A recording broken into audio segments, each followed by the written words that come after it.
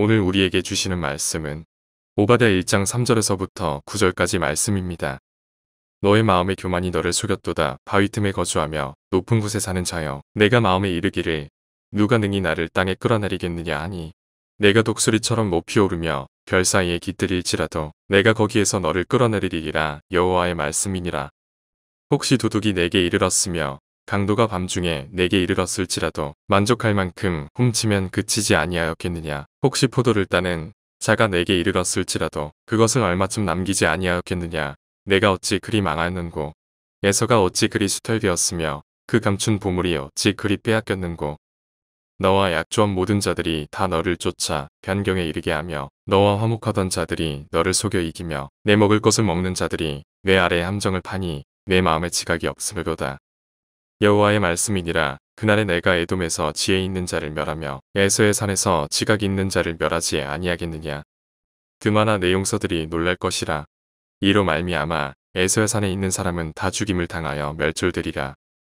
오늘의 시간은 에서의 산에 있는 사람이라는 제목을 가지고 하나님 말씀을 증거하도록 하겠습니다.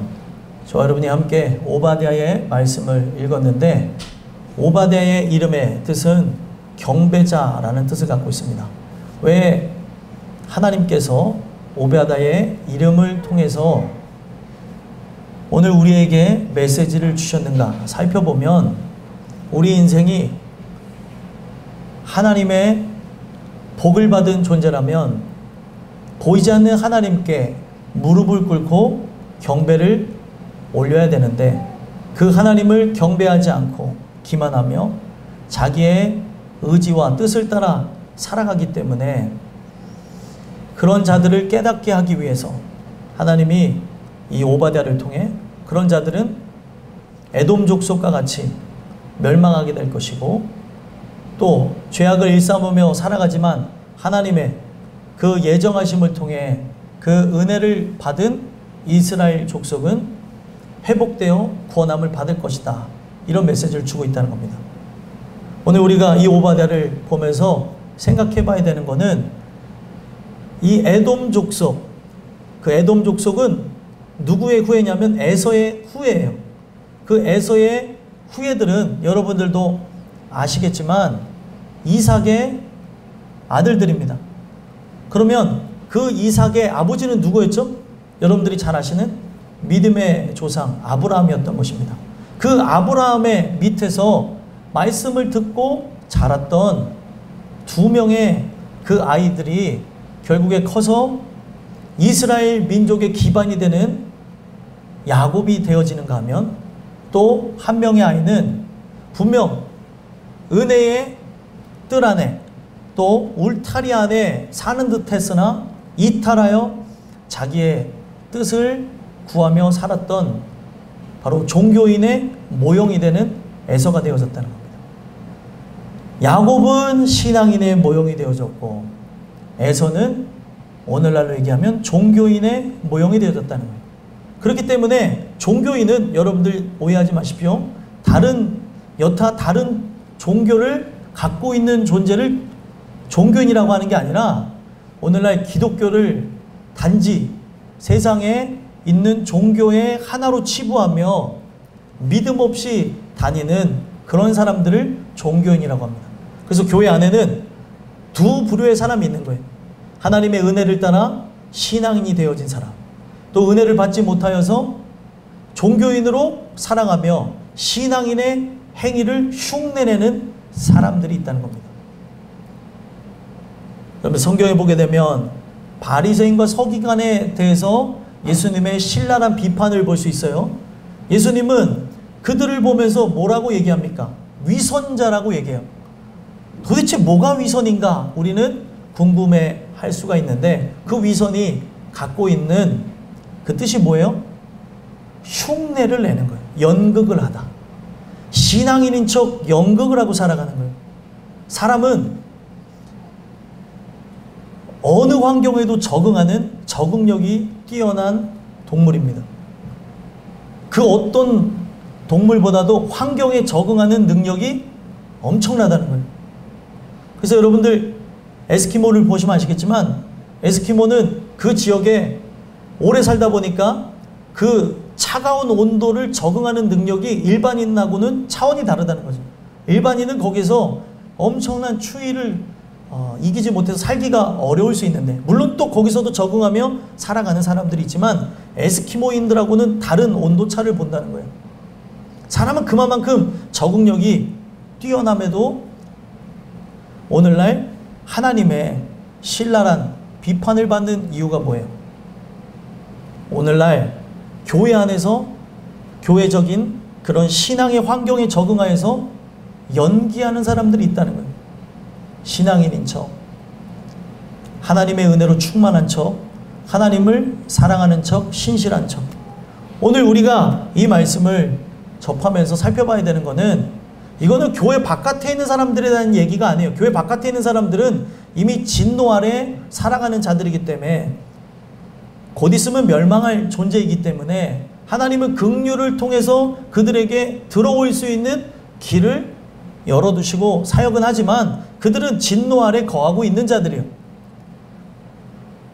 그렇다면 오늘 이 말씀은 은혜의 뜰 안에 사나 은혜 안으로 들어오지 않는 종교인의 모형인 에서를 따라 살아가는 사람들, 무늬만 그리스도인, 무늬만 기독교인, 말로만 교회 다닌다고 하면서 세상 학생들이나 또 청소년이나 청년이나 장년, 아이들에 이르기까지 더한 모습을 교회 다니는 사람들이 보이는 경우가 있어요. 저 사람이 정말 은혜에 의해서 살아간 사람이 맞는가 말하는 얘기와 그의 가치와 또 그의 세계관을 보면 저 사람은 신앙인이 아닌 경우가 많아요. 종교적인 그런 행동만 답습하여서 많은 부분에서 흉내를 내는 경우들이 있다는 거예요. 이것이 죽는 그날까지 많은 사람들을 속이며 나가기도 하고요. 어느 날 우리가 하나님 부르시는 그날에 이르을 때 진짜 신앙인인 줄 알았는데 종교인으로 멸망하는 자들도 있을 거라는 거예요. 제가 이 말씀을 전하면서 여러분들에게 권면하고 싶은 거는, 여러분들이 저는 속일 수 있어요. 여러분들이 신앙인인 것처럼 속이며 나갈 수 있으나 하나님은 속일 수 없다는 겁니다. 바리새인과 서기관은 누구보다 성경을 연구하고 성경을 많이 알고 하나님 뜻대로 살고픈 사람인가 라고 하는 그런 생각을 가질 정도로 완벽한 모습이 있었던 사람들이었어요. 그러나 중심을 보시는 여호와를, 바로 예수님을 속이지 못했다는 거예요. 오늘 여러분들이 이 말씀을 들으시면서 나는 바로 에서의 후예와 같이 에돔 족속으로 에서의 산에 있는 사람은 아닌가. 오늘 종교인으로 그냥 이 자리에 앉아있는 것만으로 만족하고 어떤 근거가 없는 이 자리에 온 것으로 나는 어떻게 잘 될 거야 라고 하는 막연한 기대 속에 살아가는, 멸망이 곧 앞다른 사람은 아닌가 돌아다 보시고, 오늘 이 말씀을 통해 에서의 산에서 살던 여러분들이 바로 은혜의 산 시온산으로, 십자가 그늘 아래로 들어오는 귀한 은혜가 있게 되기를 간절히 소망합니다. 오늘 저는 여러분들에게 에서의 산에 있는 사람이라고 하는 이 주제를 통해서 우리 모습을 한번 돌아보는 시간을 가졌으면 좋겠어요. 누가 에서의 산에 있는 사람인가? 말씀을 보면은 1장 3절에서부터 9절까지의 내용을 통해 에서의 산에 거주하는 사람이 어떤 걸 추구하고 어떤 마음의 상태를 갖고 살아가는지를 얘기합니다. 먼저 3절 읽어보겠습니다. 읽겠습니다. 시작. 너의 마음의 교만이 너를 속였도다. 바위 틈에 거주하며 높은 곳에 사는 자여, 내가 마음에 이르기를 누가 능히 나를 땅에 끌어내리겠느냐 하니. 아멘. 자, 이들의 특징은 뭐예요? 마음의 교만이 그들을 속였다는 거예요. 자, 이 마음이라고 하는 이 단어는 중심이 가장 중요해야 되는 건데, 중심에 하나님이 계시지 않고 우리의 마음의 중앙에 그리스도가 계셔야 되는 거예요. 근데 어제 청년들하고도 우리가 말씀을 나눴지만, 하나님의 은혜를 받지 않은 상태의 사람들은 무정부의 상태로 자기가 신인 듯 신이 아닌 듯 자기를 위해 살아가는 존재예요. 그래서 그들의 중심에는 바로 혼돈과 공허와 흑암이 함께한다는 거예요. 그들의 마음은 비어 있어요. 그 중심에 그리스도가 계셔야 되는데, 그 말씀과 함께 나가야 되는데 비어져 있으니까 그 빈 공간을 채우는 게 무엇이냐? 바로 교만이었다는 거예요. 이 교만이라는 단어를 봤더니 주드라는 단어에서 봤는데 뽀글뽀글 끓어오른다는 거예요. 그러니까 시간이 지나면 계속 끓어오르는 그런 형태를 묘사했다는 거죠. 그러면은 왜 끓어오르는 것 같아요? 여러분들, 냄비가 끓어오르는 이유가 뭐예요? 네? 냄비가 끓어오르는 이유가 그 밑에서 열기가 가해지니까 그렇죠. 그 근원이 부패하여서 더러움과 추악함을 계속해서 끌어오르게 하니까 하나님을 향해 대항하는 마음이 올라오더라는 거예요. 근원적 부패에 의해서 결국에 하나님을 향해 대적하는 그런 모습이 나오는 거예요. 그래서 영어로는 그 하나님을 대항하다, 트랜스그레이션이라고 하나님을 향해서 대항한다는 거예요. 오늘 우리가 살아가면서 가장 중요한 게 뭐냐면, 내가 왜 대항하는지를 모르고 왜 내 멋대로 살아가고 내가 주인 되어지는지를 모르는데, 그 공간이 비어 있어서 근원이 부패하여 내 마음이 상하여서 그 속 안에서 계속 더러운 것이 끊임없이 올라온다는 거예요. 그러니까 그 오물들이, 더러움이 올라오니까 결국에 하나님을 향해서 대항하는 그런 대적적인 모습을 보인다는 거예요. 그것이 바로 그들을 속였다는 거예요. 그래서 이 속였다고 하는 이 단어를 보면 나샤라는 단어인데, 나샤가 상징하는 게 뭐냐면 잘못된 길로 이끌어갔다는 거예요. 그걸 속였다는 거죠. 우리는 온전한 길로 가야 되죠. 의의 길로 가야 되죠. 예수께서 보여주신 길로 나아가야 되는데 그 길이 아니라 사망의 길로 가고 있다는 거예요. 마귀가 오늘도 속이고 있습니다. 청소년들을 속이고 청년들을 속이고 장년들을 속이면서 너희들이 걸어가야 될 길은 이 길이야 하면서 그 길이 마치 광명이 비춰오는 것 같고, 이 길로 나아가면 만족감을 누릴 것 같고 행복할 것 같고 또 오늘날 삶이 괜찮아질 것 같은, 이게 미신적인 그런 확신에 의해서 그 길을 걸어간다는 거예요. 이 현상은 지극히 개인적이기도 하고 집단적인 현상으로 오늘날 많은 사람들이 사탄의 그 유혹에 의해서 그렇게 살아가고 있고, 자기가 꼭두각시 역할을 하며 살아가고 있으나 모르고 있다는 거예요. 마귀가 속였다는 거예요. 다른 길로 인도하면서 나가고 있는데 그 다른 길로 나가는 것이 생명을 단축시키며 재촉하는 일인데 그거를 알지 못한 채 나아가고 있다는 거예요. 이게 무섭다는 거예요.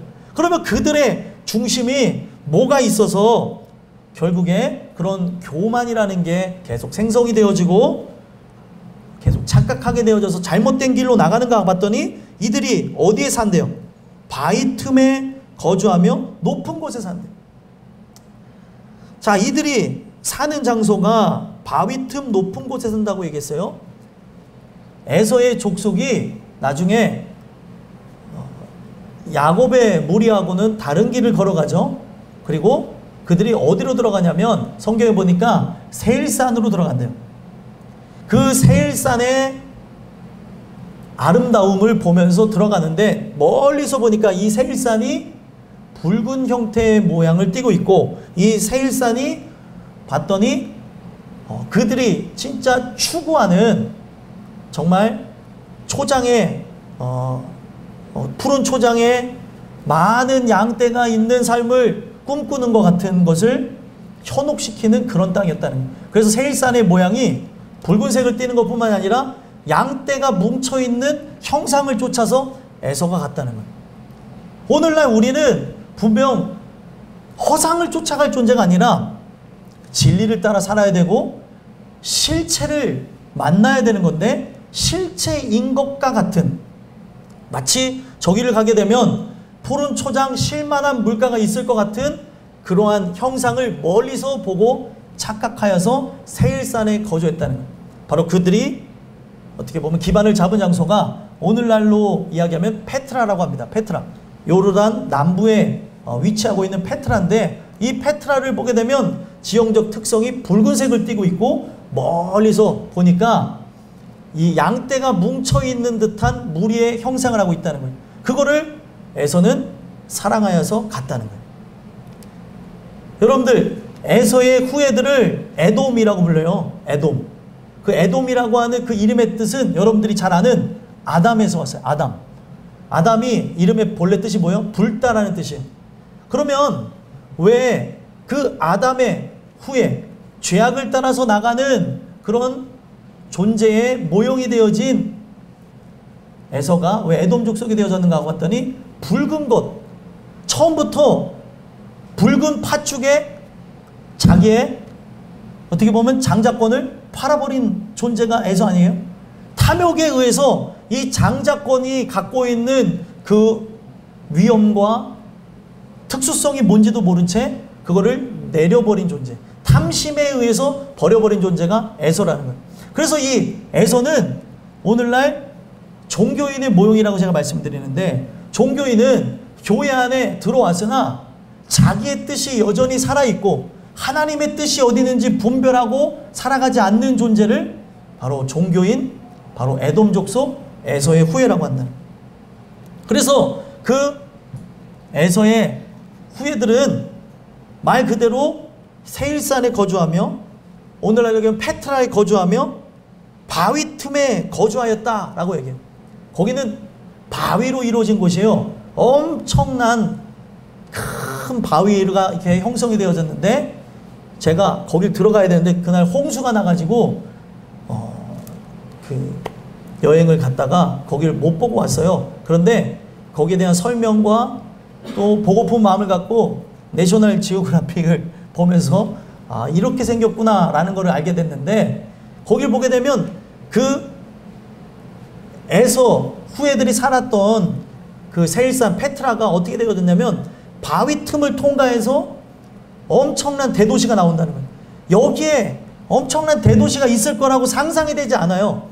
그 커다란 좁은 길을 통해서 가게 되면 여기에는 사람들이 쳐들어가기도 불편하게 되어졌어요. 그러니까 그들이 거기에 살면서 자기네들이 만족을 했다는 거죠. 그래서 거기를 들어가게 되면, 틈을 통과해서 들어가게 되면 세계 몇 대 불가 사이에 그렇게 나올 수 있는 아름다운 건축물과, 그리고 유네스코에서 지정한 페트라라고 하는 그런 고대 도시가 나온다는 거예요. 수만 명이 그 틈을 따고 들어가서 보면은 살 수 있는 엄청난 공간이 나온다는 거예요. 지금도 유적을 발굴하고 있습니다. 엄청난 양의 유적이 있어서 발굴을 다 못하고 있대요. 그래서 몇십 프로만 지금 나온 걸 가지고도 사람들은 엄청나구나 이렇게 얘기하고 있어요. 그것에 대한 후예, 바로 에돔 족속이 그곳에 살았었다는 거죠. 그래서 여기 보면은 그 바위가, 그들이 생각할 때 이 바위라고 하는 이 뜻을 보게 되면은 이 바위가 셀라라고 하는 그 단어에서 왔는데, 그들이 볼 때는 높은 곳이라는 거예요. 어떤 누구도 침범해 올 수 없는 그 장소. 자기가 생각할 때 이 바위는 어떤 적군도 들어올 수 없다라고 하는 그곳에 그들이 자리를 잡았고, 그들이 정확히 바위가 아니고 어디에 거주했대요? 틈에 거주했대요. 그 틈을 타고 들어가게 되면 페트라라고 하는 고대 도시가 나오는 거예요. 이 틈이라고 하는 요 단어를 보게 되면 이 틈이 상징하고 있는 게 피신하다 이런 뜻을 갖고 있어요. 피신하다. 하가브라는 그런 단어에서 왔는데 피신하다. 그러니까 이들이 생각할 때 높고 어떤 누구도 침범해 올 수 없는 장소라고 해서 바위 틈으로 피신했다는 거예요. 오늘날 이 내용이 왜 중요하냐면, 많은 사람들이 자기의 삶에 자기가 갖고 있는 능력, 자기가 갖고 있는 치밀한 계획, 또 자기가 꿈꾸는 그 이상을 따라서 잘 준비하여서 자기는 사고도 피하고 문제도 피하고 아름답고 이상적인 그런 삶을 다 건설하고 나가는데, 그것이 바로 패착이요, 그것이 바로 멸망으로 나가는 길이라는 거예요. 오늘 우리가 거주해야 되는 장소는 바로 바위 틈이 아니라 영원한 반석 되시는 그리스도께 피해야 된다는 겁니다. 그래서 성경은 대조적으로 이 얘기를 하고 있어요. 누가 누가 여호와께 피할 것인가? 그 하나님께 피하는 자마다 시편에 뭐라고 하고 있어요? 복이 있도다. 그래서 그 예수께 피한다고 하는 그 의미, 피하는 그런 장소, 낭떠러지, 거기를 뭐라고 하냐면 추루라고 해요. 추루. 어떤 적군도 침범해 올 수 없는 장소. 그게 바로 예수님의 품이요 십자가 그늘 아래라는 거예요. 근데 그들이 그곳에 나아가지 않고 자기가 생각했을 때 피할 수 있는 장소, 자기가 생각했을 때 만족할 수 있는 장소, 자기가 생각해 볼 때 그 어떤 누구도 침범해 올 수 없는 그 장소, 그 틈에 그들이 거주하며 살아간다. 그리고 심지어 그 바위로 이루어진 그 대도시에 그들이 어디 산대요? 높은 곳에 산대요.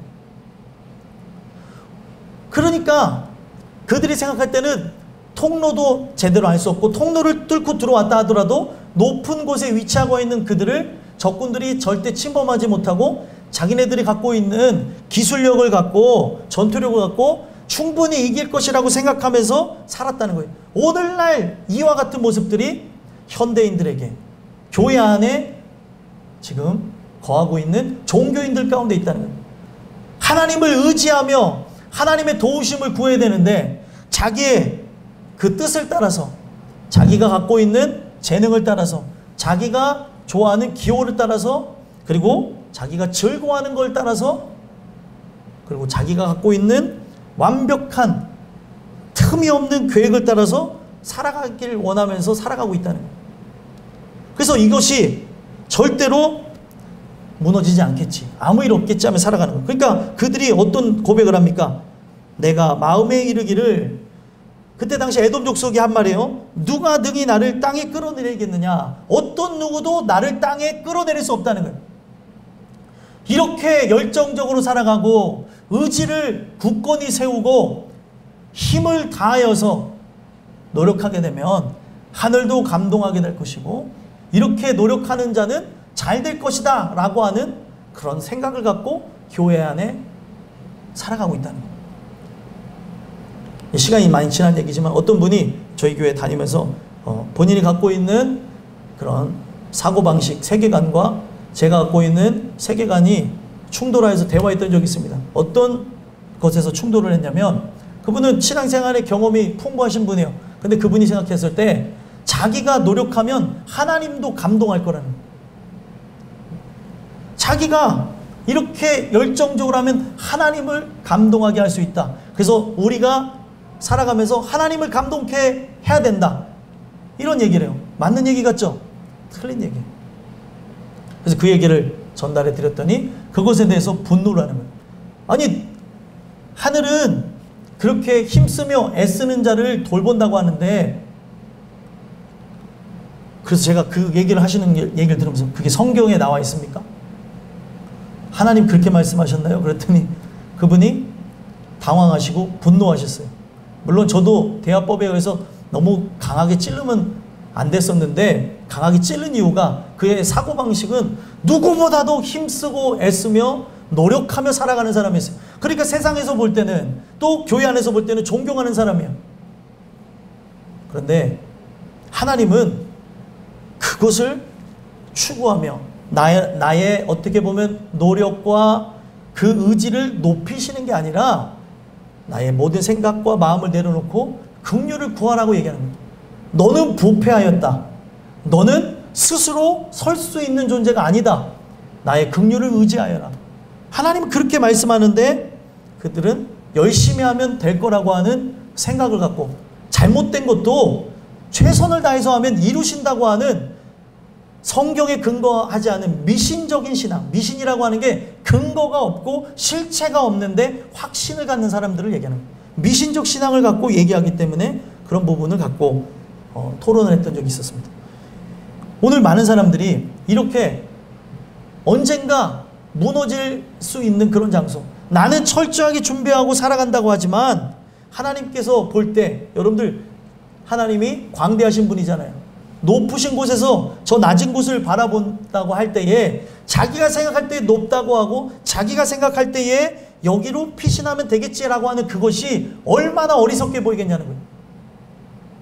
그래서 그들을 향해 하나님이 어떤 말씀을 합니까? 4절 읽어보겠습니다. 읽겠습니다. 시작. 내가 독수리처럼 높이 오르며 별 사이에 깃들지라도 내가 거기에서 너를 끌어내리리라. 여호와의 말씀이니라. 아멘. 자기가 철저하게 계획되어진 삶, 하나님을 배제한 채 자기가 하나님이 되어져서 자기의 기쁨과 만족함과 그리고 흥미를 위해 추구하는 그런 삶, 이게 완벽할 것 같지만 하나님께서는 그 완벽하게 되어진 자기의 모든 생각, 마음, 계획을 다 무너뜨리겠다는 거예요. 이게 여러분들은 저주라고 생각하고 여러분들은 이걸 보면서 안타깝다고 생각할 수 있겠지만 이게 바로 축복입니다. 오늘날 우리로 하여금 하나님을 만날 수 있는 계기를 주시는 거예요.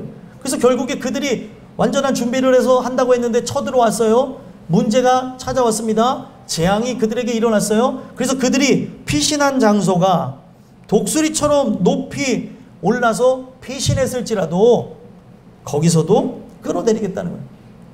자, 독수리라고 하는 요 의미를 보면 독수리는 여러분들 자기 새끼를 어디다 놓습니까? 절벽 사이에다 놔서 천적이 이 새끼를 해하지 못하게 하는 게 독수리예요. 그러니까 자기가 생각했을 때 최선의 방법을 갖고 완벽하게 보호하고 틈이 없다고 생각하며 한다 할지라도 하나님이 끌어내리겠다는 거예요. 이게 무서운 거예요. 우리가 앞날에 대한 계획을 한다 할지라도 이 계획은 아무것도 아니라는 거예요. 그럼 하나님의 뜻이 어디 있는가를 고민하고 나가야 되는 거예요. 하나님의 뜻이 어디 있는가? 나에게 바라는 게 무엇인가? 하나님, 내가 하나님을 기쁘시게 하는 게 무엇인가? 오늘날 가장 중요한 게 먹고 사는 거에 관심을 갖고 많은 사람들은 어떤 직업을 갖고 어떤 삶을 계획해야 되는가에 대한 관심을 갖고 있는데 성경은 그러한 계획과 또 그러한 생각, 마음을 갖기 이전에 바로 시온산으로 오라고 얘기합니다. 여러분들이 앞을 살아가기 위해서 인간의 기본적인 걸 하잖아요. 공부도 하고 공부를 잘하게 하기 위해서 학원도 다니고 또 오늘날 하나님을 높이겠다고 하는 목적을 갖고 내 재능을 개발하기 위해서 여러 학원도 다니고 또 사람들을 만나고 삶의 공부를 하고 하는 많은 사람들을 봅니다. 그리고 하나님의 뜻에 따라서 직업을 이직하기도 하고 또 이러한 계획 저런 계획, 결혼을 이렇게 하겠다, 노후는 이렇게 설계하겠다 라고 생각하지만 거기에 중심이 하나님이 없다면 다 쓸모없는 짓을 하고 있다는 거예요. 나는 이게 가장 최선이라 생각하고 오늘 이러한 준비를 마쳐야 된다고 생각하고 이게 가장 중요하다고 생각하지만 성경에 가장 중요한 것은 시온산으로 피하라는 거예요. 바로 십자가 그늘 아래 하나님을 만나는 게 첫 번째라는 거예요. 우리가 생각하는 첫 번째, 우리가 생각하는 준비 다 틀렸다는 거예요. 여러분들이 혹은 자녀를 위해서 또 혹은 부모를 향해서 여러분들이 할 수 있는 한 최선의 준비를 다 해준다 할지라도 하나님이 노 하면은 아무리 내가 이렇게 올려놨을지라도 한순간에 땅에 떨어지는 겁니다. 하나님은 그것에 대해서 이야기를 하고 여러분들을 사랑하여서 길을 열어주시고자 얘기를 하고 있는데 인간의 의지를 갖고 끝까지 나가는 거예요. 자기의 힘을 가지고 계속해서 돌파하겠다고 하면서 나가고 있는데 독수리와 같이 그런 절벽 가운데 피한다 할지라도 하나님이 끌어내리겠다. 또 별 사이에 깃들지라도 별까지 올라간다고 하면은 예를 들어서 이거는 하나의 의미적인 얘기지만 별까지 올라간다 할지라도 하나님이 끌어내리겠다는 높은 곳에 올라가서 아무리 이제는 내가 잘 준비해서 어떤 위험도 없겠지라고 하는 그 장소에 깃들었을지라도 최고의 높은 별에 올라갔을지라도 끌어내리겠다는 거예요. 그래서 이 별에 대한 의미는 세상적인 그런 영광 그리고 위험을 차지하며 높은 자리에 올라갔다는 그런 의미를 갖기도 하고 독수리도 마찬가지예요. 힘과 권력을 갖고 있을지라도 끌어내리겠다는 의미고 또 높은 장소, 비밀의 장소, 은밀한 장소로 독수리와 별 사이를 얘기도 합니다. 그리고 또 다른 의미로는 별 사이에 깃들었다고 하는 거예요. 별이 상징하는 게 뭐예요? 빛을 내고 있죠. 본질적인 빛에 의해서 빛을 반사하는 반사체로 빛을 내고 있잖아요. 별이. 그죠? 거기에 깃들었다고 하는 게 은혜 받은 사람인 것처럼 하나님의 진리 가운데 살아가는 것처럼 기독교인의 무리에 합류하여서 기독교인 척하며 살아간다 할지라도 끌어내리겠다는 거예요. 왜냐하면 중심이 가짜이기 때문에. 중심이 썩었어요. 중심이 하나님의 뜻대로 살고픈 마음이 없는 거예요. 오늘날 어린아이들이건 청소년이건 청년이건 장년이건 내가 하나님 뜻대로 살고픈 마음이 있는지를 돌아봐야 되는데 그런 돌아봄이 하나도 없다는 거예요. 그렇기 때문에 그런 이 별의 의미를 제가 두 가지로 설명했죠. 분명 권력과 힘, 높은 곳에 올라가 있는 자리에서도 끌어내릴 것이고 또 본질적인 빛의 무리에 그리스도인의 무리에 합류한 듯하며 그리스도인 척하며 살아가는 그들도 하나님이 픽해서 다 버리겠다는 거예요. 커피콩을 분리하는 얘기를 들으면서 제 마음에 감동을 받은 적이 있어요. 커피콩이 여러분들 그냥 나오는 것 같죠? 볶은 다음에 여기 보게 되면 잘못된 콩들이 있어요. 그거를 다 원주민들이나 아니면 이것을 관리하신 분들이 다 하나하나 분리한다는 거예요. 분리해서 잘못된 콩들은 다 버리고 좋은 콩을 가지고 우리가 커피를 내려 먹는 거예요. 다 골라냅니다. 분명 지나는 것 같은데 우리가 볼 때 다 똑같은 콩인 것 같은데 전문가의 눈에는 그 콩이 잘못된 게 보인다는 거예요. 여러분 돈 많이 버는 직업 중에 뭐 있는 줄 아세요? 우리 청소년들한테 추천할게요. 병아리 감별사가 돈 많이 번대요. 병아리의 성별 맞추는 게 여러분 병아리 성별 맞추는 거 얘네가 무슨 성별을 알 수 있게 생긴 게 아니거든요. 병아리 감별사는 그걸 보고 동영상 찾아보세요. 아무나 할 수 있는 게 아닙니다. 병아리 감별사 돈을 그렇게 많이 번대. 이제부터 병아리 감별사가 되지. 이런 분들은 없겠죠? 예를 들어서 우스갯소리를 한 건데 아무나 할 수 있는 능력이 아니라는 거예요. 그래서 그들은 딱 보면 안 돼요. 민간인이 보면은 병아리가 저게 수컷인지 암컷인지 알아요? 몰라요? 모르죠? 그래서 제가 어렸을 때 분명 암컷이라고 하면서 암컷이 더 비싸요. 나중에 뭐를 낳아요? 알을 낳아요. 그래서 저는 국민학교를 다녔던 사람이에요. 국민학교와 초등학교를 다 같이 다닌 사람인데 국민학교 다닐 때 그 앞에서 병아리 파시는 분이 있어요. 암컷이라고 해서 사왔는데 나중에 수탉이 되더라고요. 속은 거예요. 애기들이니까 속아서 엄마 내가 저기 암탉이 된다고 사왔어. 그래서 열심히 길렀어요. 근데 나중에 봤더니 여기 뭐가 생겨요. 이제 알고 봤더니 수탉이에요. 알을 낳기는커녕 나중에 잡아먹어버렸어요.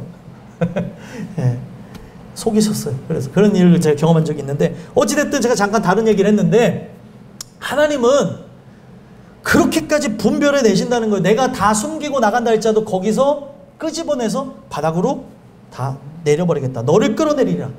하신 말씀이 뭐예요? 여호와의 말씀이니라. 반드시 진행될 거라는 거죠. 숨길 수가 없다는 거예요. 그리고 또 이어서 5절 6절 한번 읽어보겠습니다. 읽겠습니다. 시작. 혹시 도둑이 내게 이르렀으며 강도가 밤중에 내게 이르렀을지라도 만족할 만큼 훔치면 그치지 아니하였겠느냐. 혹시 포도를 따는 자가 내게 이르렀을지라도 그것을 얼마쯤 남기지 아니하였겠느냐. 내가 어찌 그리 망하였는고 에서가 어찌 그리 수탈되었으며 그 감춘 보물이 어찌 그리 빼앗겼는고. 아멘. 자, 이 내용을 보니까 5절 6절에 바로 하나님의 심판이 다다르는 걸 얘기하고 있어요. 그래서 그들이 처음에 도둑이 들었어요. 그리고 포도 따는 자에 대한 얘기를 합니다. 도둑이 들었는데 도둑이 다 쓸어가진 않잖아요. 어느 날 집에 들어갔더니 마치 이상한 집같이 다 쓸어간 걸 경험한 적 있습니까? 없어요. 저랑 아내랑 예전에 기도원을 갔다 왔는데 저희 집에서 가장 고가가 뭐였냐? TV였는데 TV를 훔쳐갔어요. 도둑놈이. 왜 다 훔쳐갔지? 이런 생각을 했겠습니까? TV만 훔쳐간 것만으로 그냥 말았죠. 근데 지금 이 내용을 보면은 도둑이 들었는데 만족할 만큼 훔치면 그치지 아니하겠느냐. 근데 어떻게 했어요? 다 밤중에 쓸어갔다는 거고, 포도를 따는 자가, 예를 들면 그 훔치는 도둑이 들어왔는데 포도 따는 자라고 했다면 포도를 웬만큼 따가고 말지 않겠느냐 그랬는데 뭐라고 얘기해요? 다 따가버렸다는 거예요. 그래서 하는 얘기가 뭐예요? 내가 어찌 그리 망하였는고, 완전히 망했다는 거예요. 기사회생할 수 있는 어떤 여분이 남아져 있는 게 아니라 완벽하게 망했다는 거예요. 그러면서 이름을 언급합니다. 어떤 이름을 언급해요? 에서가 어찌 그리 수탈되었으며 그 감춘 보물이 어찌 그리 빼앗겼는고. 에서에 대한 이름을 언급해요. 에돔 족속에 대해서 그들이 멸망하는 이야기를, 에서에 대한 얘기를 합니다. 에서의 이 의미를 보면 에서의 이름 자체는 거칠다라는 뜻을 갖고 있어요. 손이 거칠다. 근데 이 손이 거칠다라고 하는 에서의 이름이 어디서 왔냐면 아사라는 단어에서 왔어요. 아사. 이 아사라고 하는 단어는 하나님이 쓰시는 고유의 단어였어요. 하나님이 행하신다, 행하리니, 행할 것이다, 뭐 이런 단어에서 행한다라는 말이 나오면 대부분이 아사라는 단어예요. 그래서 아사는 만들다, 행하다, 그리고 손으로 주조하여서 창조한다, 이런 의미가 있습니다. 아사 자체가. 그래서 만든다는 의미가 있어요. 근데 이 단어를 사실은 하나님만 썼던 단어인데 아담과 하와가 선악과를 따먹은 다음에 범죄하여서 그 범죄한 이후에 만들어낸 최초의 산물이 뭐예요? 감람나무로 옷을 지어 입었다는 거예요. 거기서 옷을 지어 입었다라고 하는 단어가, 옷을 만들다라는 그 만들다의 단어가 아사였다는 거예요. 옷을 만든 게 왜 죄악인가 라고 생각할 수 있겠죠. 만약에 자기가 벗었어요. 자기는 수치와 그리고 부끄러움을 느껴요. 그러면 인간이 해야 되는 게 뭐냐면 자기의 손으로 이거를 돌파해내는 게 아니에요. 자기 손으로 옷을 지어 입음으로 수치를 가리고 오늘 삶의 모든 어려움들을 헤쳐나가고 그거를 극복해 나가는 게 아니라 긍휼을 구해야 되는 거예요. 아담과 하와가 해야 될 것은 하나님의 긍휼을 구해야 된다는 거예요. 그 옷이 다 감출 수가 없었다는 거죠. 그렇기 때문에 훗날에 어떻게 합니까? 가죽 옷을 지어 입혔던 거예요. 그 옷으로 그들의 수치를 다 가릴 수가 없었던 거죠. 벗은 것으로 인하여서 그들이 부끄러움을 느꼈잖아요. 그렇죠? 그러면 그 부끄러움을 느꼈으면 이 부끄러움을 가려달라고 하나님께 기도해야 되는데 기도하지 않고 자신들의 손으로 옷을 지어 입었다는 거예요. 그게 바로 죄악인 거예요. 옷을 지어 입을 수 있는 거 아닌가? 라고 하는데 오늘날 사람이 자기의 의지를 가지고 자기의 힘으로 우리의 삶에 국면한 여러 상황들을 자기가 돌파하고 있다면 이게 바로 죄라는 거예요. 오늘날 많은 사람들은 자기의 힘으로 처한 환경, 상황, 형편, 처지를 이겨내려고 몸부림칩니다. 그렇기 때문에 세상의 언어와 세상의 말들을 보면 힘내세요. 당신은 할 수 있습니다. 오늘도 자기를 향해 아름다운 최면을 거세요. 자기에게 이쁜 말을 남겨보세요. 사랑하는 누구야? 오늘 수고했어. 너는 내일도 할 수 있어. 힘을 내. 맞는 말 같죠? 비기독교적인 말이에요. 오늘 우리의 살아가는 삶 속에 많은 사람들이 자기의 그 의지를 자꾸 키우는 말들을 공유한다는 거예요. 지금 올림픽 시즌이죠. 올림픽 시즌에 금메달 딴 사람이 그 쓴 어록을 서로가 공유하고 해낼 수 있어, 할 수 있을 거야, 해보자, 막 이런 내용들을 가지고 사람들에게 용기를 북돋아주고 있습니다. 용기를 북돋아주는 게 틀렸다는 게 아니에요. 그런 부분들이 좋기는 하지만 근본을 변화시킬 수 없다는 거예요. 그것에 의해서 오늘 하나님의 긍휼을 구해야 되는 사람들이 자기 애를 가지고 또 자기 최면을 걸고 하나님께 도움을 구해야 되는데 그냥 막연하게 언젠가 잘 될 거야, 해 뜰 날이 있을 거야, 힘내보자, 오늘도 웃자, 화이팅, 스마일,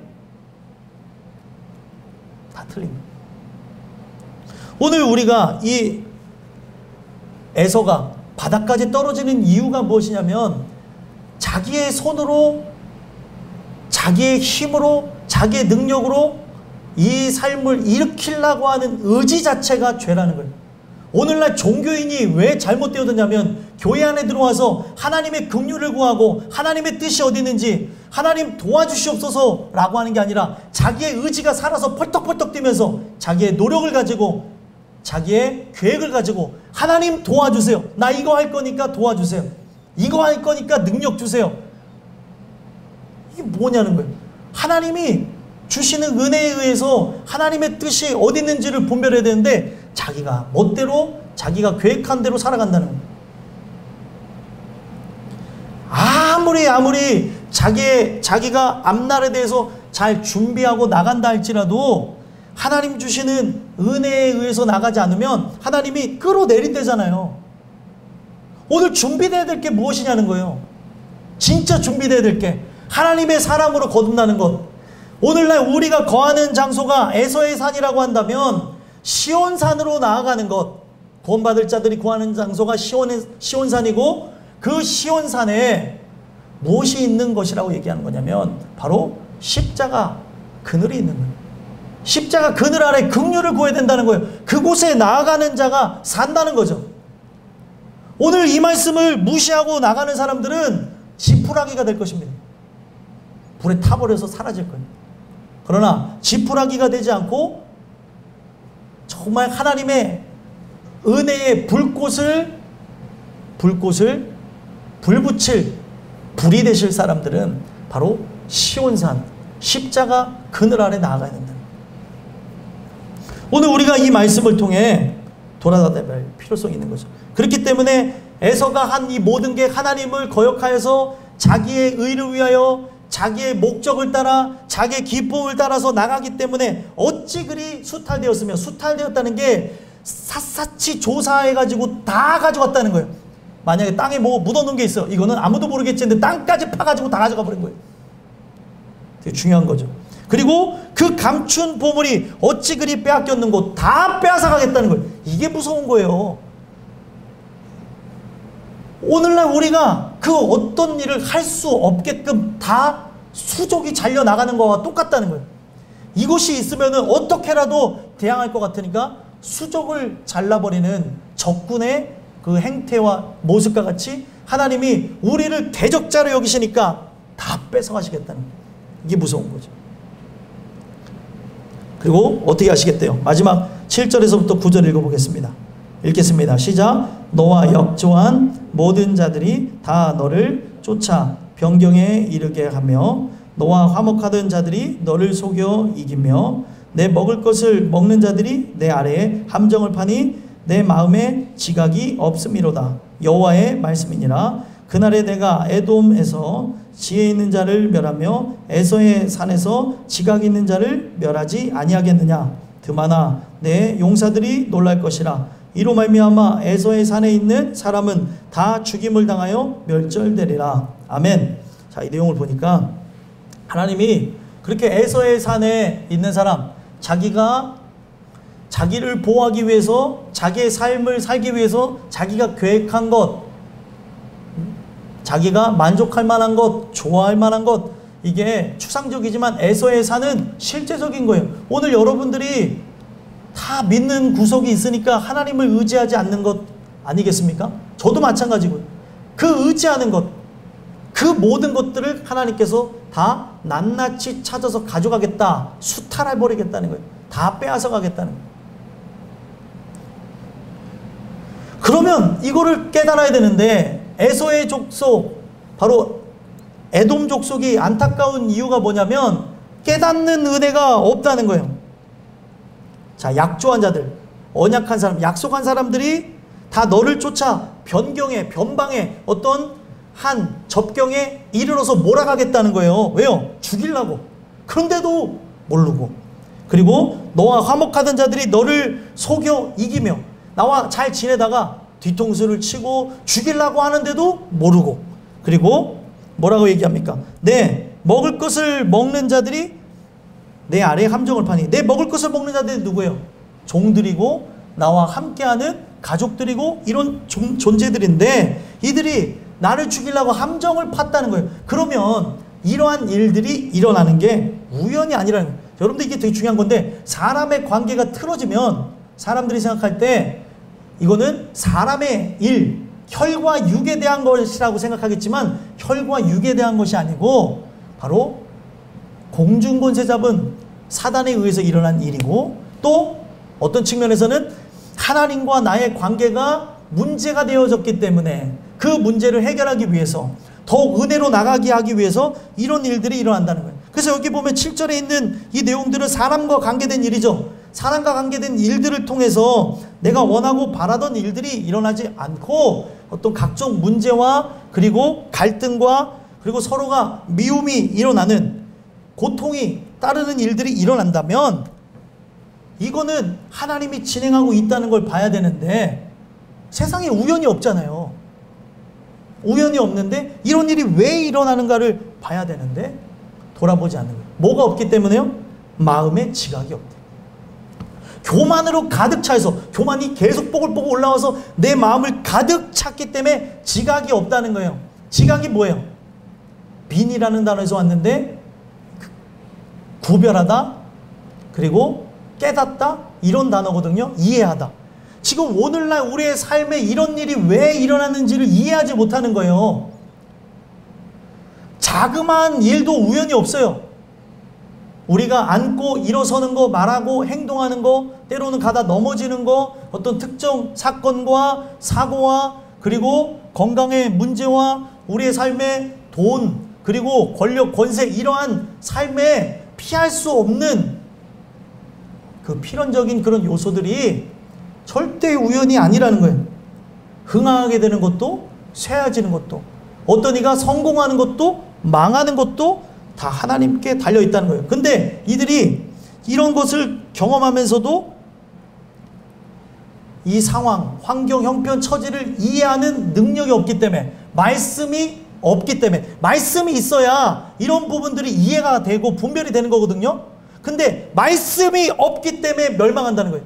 내 백성이 나를 아는 지식이 없는 거로 망하는도다. 성경은 일맥상통 다 통합니다. 그러니까 어떤 사람을 보면 저가 왜 저런 결정을 했지? 왜 저런 길을 걸어가지? 왜 저런 걸 추구할까? 말씀이 없어서 멸망으로 가는 줄도 모르고 그거를 선택하여서 나간다는 거예요. 근데 이 가슴은 제가 느끼는 가슴은 너무 안타깝고 괴롭고 고통스러운데 이것을 말씀을 통해서 그가 동일하게 듣지 못하니까 자기 길을 계속 걸어간다는 거예요. 이게 성경이 말하는 완악함이라는 거예요. 자기 길을 걸어가다가 이게 뭔가 깨름칙한데도 가는 거예요. 여러분들 혹시 여러분들이 살아가는 그 인생길에 여러분들이 추구하고 원하고 바라는 그 방향이 뭔가 깨름칙하다면 여러분들 그거는 잘못된 길을 걷고 있는 거예요. 아직까지 하나님이 여러분들을 향하여서 그나마 깨달을 수 있는 조금의 그런 한 부분을 열어두셨기 때문에 그 길을 걸을 때에 깨름칙한 거예요. 그런데 왜 깨름칙한데 가냐는 거예요. 한번 가보자. 또 어떻게 되겠지. 나중에 어떻게 잘 될 거야. 제가 예언합니다. 멸망할 것이. 오늘 여러분들이 인생을 향하여서 도박을 하지 말라는 거예요.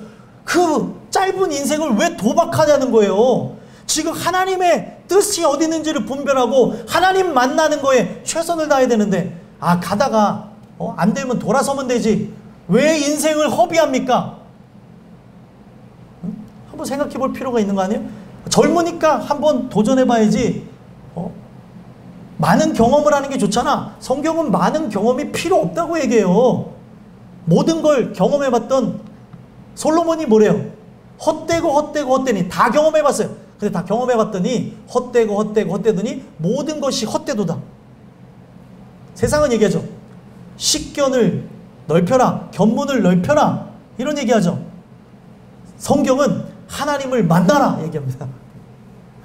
하나님을 만나야 눈이 넓혀지고 사고가 넓어져도 온전한 사고를 할 수 있지. 아무리 자기가 넓은 세상에 간다 할지라도 내 안에 있는 세상이 부패했기 때문에 이 넓은 세상을 살아가는 데 있어서 부패함으로 일관할 수밖에 없어요. 세상은 눈에 보이는 세상이 있고 보이지 않는 내 마음의 세상이 있습니다. 이 마음의 세상이 하나님 말씀에 의해서 새로운 창조가 진행되어지고 회복이 없다면 이 세상을 살아갈 때 우리는 세대를 본받고 세상 사람들이 걸어가는 길을 걷고 세상 사람들이 하는 경험들, 추구해야 될 것들 그리고 소망하는 것들을 위해서 나가게 된다는 거예요. 그래서 하나님은 그게 아니라고 사인을 보내고 여러 가지를 통해서 얘기하는데 지각이 없기 때문에 하나님 말씀이 없는 거로 망하게 된다는 거예요. 이것이 뭐래요? 8절에 여호와의 말씀이니라. 오늘 여러분들을 멸망하지 않게 하기 위해서 이 말씀을 주는 거예요. 감사하지 않습니까? 인생을 돌아가지 않기 위해서, 하나님의 뜻을 위해서 온전히 살아가기 위해서 천천히 가는 한이 있더라도 다시 정비하며 새로운 길을 걷는다 할지라도 하나님의 기쁨이 되기 위해서 이 말씀을 주고 있다는 거예요. 그래서 하나님이 얘기하는 게 뭐예요? 8절에 그날에 내가 에돔에서 지혜 있는 자를 멸하고 에서의 산에서 지각 있는 자를 멸하지 아니하겠느냐. 에돔에서 지혜 있는 자를 멸하겠대요. 종교인인데 하나님의 은혜를 구하지 아니하고 자기 뜻과 하나님의 뜻을 믹스해서 살아가는 사람, 이렇게 살아가도 되지 않을까? 자기의 어떤 의지를 죽이지 않은 채, 십자가에 못 박으지 않은 채, 이런 경험을 중요시 여기지 않은 채 자기의 생각이 펄떡펄떡 살아있는 바로 에돔의 지혜 있는 사람들, 교회 안에 거하는 그 사람들 멸하시겠대요. 이들이 표현되어지기를 지혜 있는 자를 멸한다라고 하는 게, 지혜 있는 유일한 분은 하나님이세요. 그 하나님을 의지하는 자가 지혜롭게 되어진다라고 얘기해요. 그래서 이 말이 되게 은혜가 되어지는 게, 오늘 하나님 주시는 그 은혜에 의해서 지혜를 우리는 얻게 되는 거거든요. 근데 스스로 지혜 있다고 하면서 자기 인생에 자기 뜻을 따라서 자기가 만들고 개척하고 자기가 시도하고 또 엎어지기도 하고 일어나기도 하고 자기의 삶에 도박하는 그 사람들 멸하시겠다는 거예요. 그리고 에서의 산에서 지각 있는 자. 에서의 산은 뭐예요? 자기가 준비한 것, 자기가 피한 것, 이거면 되겠다라고 하며 근거 없는 확신에 의해서 자기의 삶을 투자하는 것. 어떤 사람은 이런 거에 투자하고 저런 거에 투자하고, 어떤 사람은 저축, 그리고 자기의 재능, 자기의 능력, 자기의 경력, 그리고 자기의 그 삶의 많은 그 일들을 투자하며 살아가는 사람들 있죠. 이것이라면 나는 괜찮을 거야. 이것이라고 하면 이 코로나도 이기게 하겠지. 앞날에 내가 이 준비만 되면 잘 살겠지. 공부를 잘하면 되지 않을까? 좋은 직업을 가지면 되지 않을까? 오늘날 좋은 사람을 만나면 되지 않을까? 결혼 잘하면 인생이 펴지는 거 아니겠어? 시집 잘 가야지, 장가 잘 가야지. 다 틀렸어요. 에서의 산이 뭔지는 여러분들 스스로가 한번 점검해 보세요. 믿어야 될 구석이 아닌데 믿는 것. 어떤 사람은 자녀를 믿고, 어떤 사람은 부모를 믿고, 남편, 아내를 믿고 언젠가 부러질 그런 가지를 붙잡고 있는 건 아닌가. 의지해야 될 대상이 아닌데 사람을 의지하고 또 추상적인 그런 차원의 것들을 의지하며 나가는 게 아닌가. 이게 바로 에서의 산에 있는 자들의 특징이라는 거예요. 그래서 그들이 깨닫는 게 없기 때문에 그 스스로 지각이 있다고 하는 그들을 멸하지 아니하겠느냐. 이들은 지각이 있어요, 없어요? 없는데 스스로 있다고 하니까 그 있다고 하는 너의 지각을 갖고 멸하시겠다는 거예요. 성경에 되게 무서운 게, 너가 누군가를 판단하느냐? 너가 누군가를 판단하고 헤아리는 그 헤아림으로 내가 너를 판단하겠다. 이런 얘기예요. 그러면 이게 되게 무서운 게, 오늘 우리가 하나님의 긍휼을 구하고 하나님 도와주세요 라고 해야 되는데, 자기가 뭐 전문가 나셨어요. 막 4차 산업혁명에서 이게 필요하다 저거 필요하다. 여러분들 전문가도 지금 우왕좌왕하고 앞으로 어떻게 진행될지도 몰라요. 부동산 전문가가 예상한다고 다 빗나갔어요. 물론 그렇게 해서 돈 버는 사람도 있겠지만, 여러분들 정부가 바보여가지고 전문가를 잘못 세워서 그런 건 줄 아십니까? 이런 부분 속에서 자기네가 예측하지 못한 그런 여러 일들이 터진 거죠. 경제가 이만큼 성장하기를 바라면서 그들이 계획을 세웠어요. 근데 경제가 살지 못했어요. 왜요?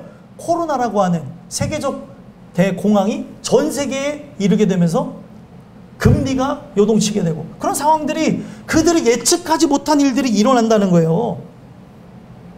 근데 내가 이런 어떤 계획을 하면서 살아간다는 것 자체가 우습지 않겠냐는 거예요. 이런 자들을 멸하지 아니하시겠느냐. 그래서 마지막 9절에 얘기하는 게 뭐예요? 드마나 내 용사들이 놀랄 것이라. 드만이라고 하는 요 이름은 뭐냐면 에돔의 다른 이름이에요.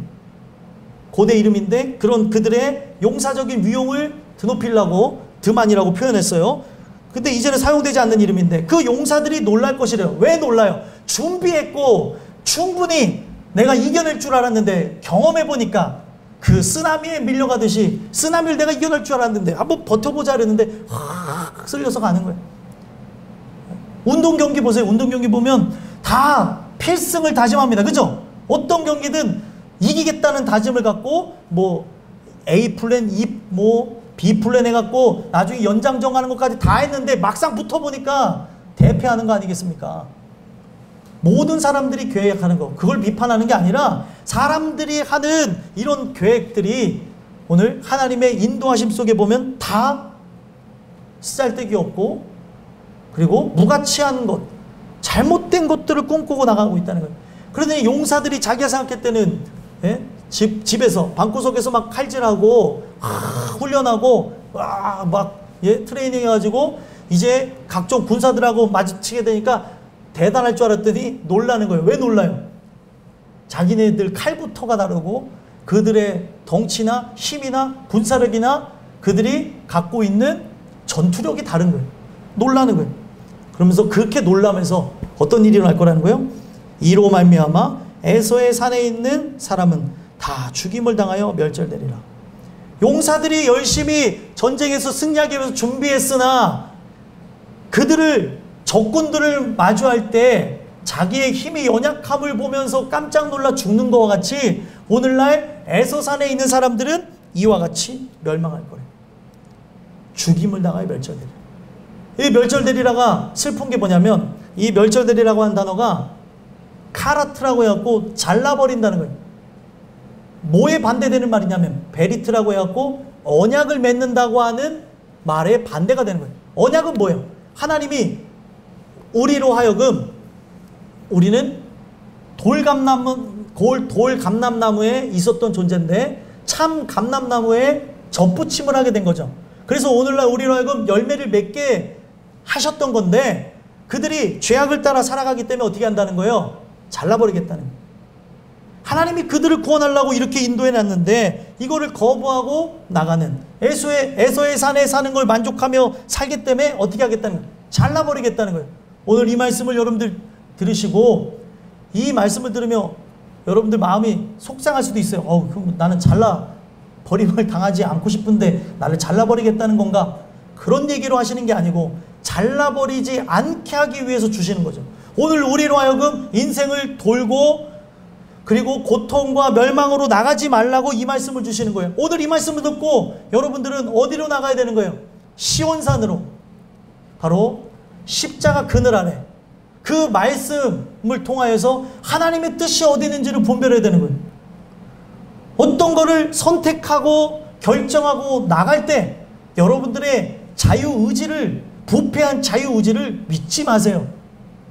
그것을 신뢰하지 마시라는 거예요. 하나님의 뜻이 어디 있는지를 우리는 성경을 통해서 찾아야 되고 그 말씀을 붙잡고 기도해야 되는 거예요. 어떤 작은 일을 하든지 간에. 그럴 때 오늘날 우리는 에서의 산에 있지 않고 바로 하나님의 말씀을 따라 그 인도함을 받은 자로 시온산에 거주하는 자로 멸망하지 않고 영생을 얻게 되어지는 것입니다. 그래서 마지막 오바댜를 보게 되면 이 오바댜의 어떤 족속은 뭐가 된다고 얘기하고 어떤 족속은 뭐가 된다고 얘기하냐면 자 오바댜 1장 18절 보면 야곱 족속은 불이 될 것이고 요셉 족속은 불꽃이 될 것이요 에서 족속은 지푸라기가 될 것이라. 그들이 그들 위에 붙어서 그들을 불사를 것인즉 에서 족속에 남은 자가 없으리니 여호와께서 말씀하셨음이니라. 자 결국에 보면 한민족인데 그 한민족이 어떤 존재는 그 특수성이 불이고 어떤 민족은 특수성이 지푸라기예요. 에서 족속은 뭐래요? 지푸라기예요. 그런데 지푸라기와 불이 만나면 어떻게 돼요? 불은 지푸라기를 태워버리게 되는 거죠. 그래서 결국에 에서 족속은 사라질 거라고 얘기해요. 그 실제 이것과 동일하게 나중에 유다의 멸망의 그 선봉에 섰던 에돔 족속, 바벨론과 함께 손잡고 그 유다를 함께 치려고 했던 에돔 족속은 역사 속에서 사라져 버립니다. 왜 그러냐? 언약을 의지하지 않았기 때문에 그들은 지푸라기와 같이 사라지게 됐어요.